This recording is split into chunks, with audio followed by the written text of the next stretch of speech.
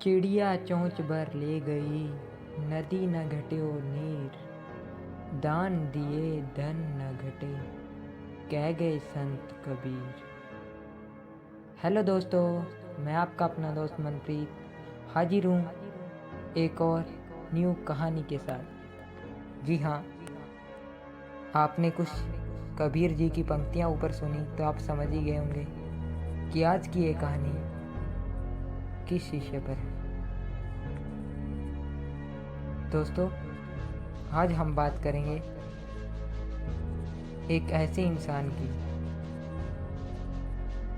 जो पहले तो गरीबों का खून पसीना नचोड़ नचोड़ कर पैसे कमाता है, लेकिन जब आखिरी टाइम आता उसका तो वो कैसे अकेला पड़ जाता है। सो ज़्यादा समय ना लेते हुए चलिए शुरू करते हैं।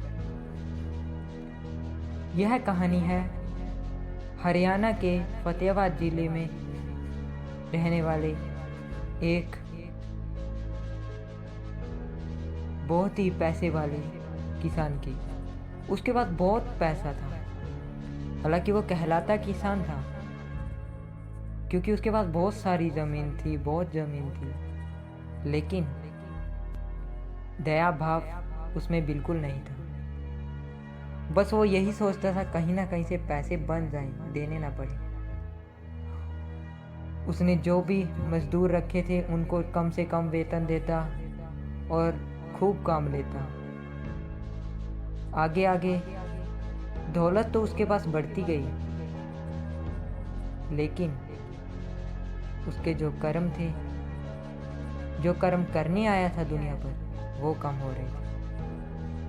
तो ऐसे में एक टाइम ऐसा आ गया, जैसे वक्त का पहिया घूमता रहा, टाइम ऐसा आया कि वो बीमार पड़ने लगा। जो लोग उसके परिवार वाले, उसके रिश्तेदार उसके साथ रहते थे, उसकी वाहवाही करते थे कि तुम्हें पैसा कमाने का बहुत ही अनुभव है, ये वो, अब वो उससे दूर होने लगी। क्यों उसे बहुत ही भयंकर बीमारी हो चुकी थी। वो अकेला पड़ चुका था। उसने कभी भी किसी मंदिर में, किसी गुरुद्वारे में कभी भी जाकर नहीं देखा, कहीं दान पुण्य नहीं किया, गरीब बेटियों की शादी में कहीं पुण्य नहीं किया, उल्टा मजदूरों का खून पसीना ही निचोड़ा और वही पैसा इकट्ठा किया। अचानक उनके गांव में बाढ़ आ जाती है। बाढ़ का कहर ऐसा होता है कि पूरे गांव के चारों तरफ पानी पानी हो जाता है, काम ठप हो जाते हैं। जो डेली कमाने वाले मजदूर थे, उनके घर में धीरे धीरे अनाज सब खत्म होने लगता है और वो बीमार होता है। वो कहते हैं ना कि हमें खुदा किसी न किसी रूप में जरूर आकर मिलता है। एक दिन उसके घर एक फकीर आता है, बोलता है, क्या हुआ बेटा, तुम ठीक हो? तो वो अपनी सारी दास्तान बताता है कि गुरुजी ऐसे ऐसे हुआ, मैं बीमार हो गया, अब आज मेरे पास कोई भी खड़ा नहीं होता। तो फकीर ने कहा, बेटा, तुम जो कर्म करने आए थे दुनिया पर, तुम्हें भगवान ने जो कर्म करने के लिए भेजा, तुमने वो कर्म नहीं किए और उल्टा मजदूरों का खून पसीना ही निचोड़ा है, तो उसकी सजा तो तुम्हें मिलनी थी। मेरी बात मानो, तुम इस पैसे को कहाँ लेके जाओगे? छाती पर धरकर ऊपर तो नहीं लेके जा सकते ना। तो बाढ़ का टाइम है, लोग भूखे मर रहे हैं, तुम इस पैसे को सही जगह लगाओ। और वहाँ से चले गए। उसने धीरे धीरे गांव में अनाज बांटना शुरू किया, आसपास के गांव में अनाज बांटना शुरू किया और सब जगह पानी, वाटर बोतल भरे हुए पानी की और बिस्किट, फ्रूट्स सब जगह बांटने लगा। और जैसे ही उसने बांटना चालू किया, उसे अंदर से एक खुशी सी मिलने लगी, उसे शांति पैदा होने लगी, उसे अच्छा लगने लगा। हालांकि कोई भी अच्छा काम करे तो दो चार लोग उसे रोकने वाले होते हैं। 2-4 अमीरों ने उसे बोला कि तुम इन्हें चमला रहे हो, इन्हें सिर पर चढ़ा रहे हो, इन गरीबों को बांट बांट कर, लेकिन उसने किसी की नहीं सुना और सब जगह वो बांटता रहा। धीरे धीरे बाढ़ का पानी कम होने लगा और लोग भी उसे एकदम फ़कीर की तरह पूजने लगे और धीरे धीरे उसकी बीमारी भी कम होने लगी। और एक दिन ऐसा आया वो बिल्कुल ठीक हो गया और सब लोग उसकी वाहवाही करने लगे। वो गुरुद्वारे मंदिरों में जाने लगा, सब जगह जितना दान हो सके वो करने लगा और वो ठीक हो गया।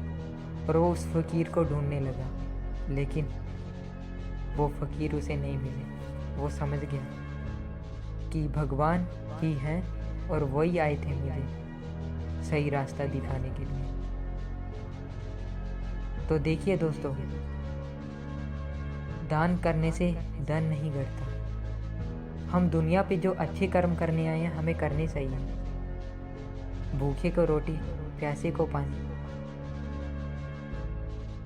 और गरीब को कपड़ा देने से कुछ फर्क नहीं पड़ता। हमें ऐसे काम करने चाहिए ताकि हम जब इस दुनिया से जाएं भगवान को मुंह तो दिखा सकें कि हाँ भगवान जी, हमने ये शुभ कार्य किए थे, अच्छे कार्य किए थे।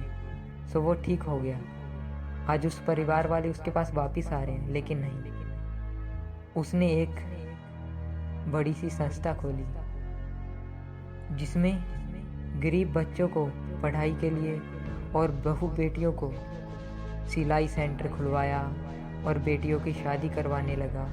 और आज वो बहुत खुश है और आसपास के गांव वाले, उसके गांव वाले जो उसे पहले पूरा खड़ूस मानते थे, अत्याचारी मानते थे, आज उसे हाथ जोड़कर नमस्कार करते हैं। सो दोस्तों, इज्जत बनाना अपने हाथ में होता है। क्यों ना हम आए हैं दुनिया पर तो कुछ अच्छा करके जाएं। सो इसीलिए संत कबीर जी ने जो चंद पंक्तियाँ कही हैं वो सच है। दान देने से धन नहीं घटता। सो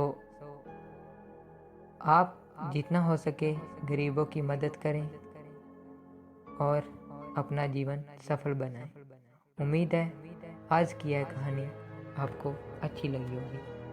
धन्यवाद।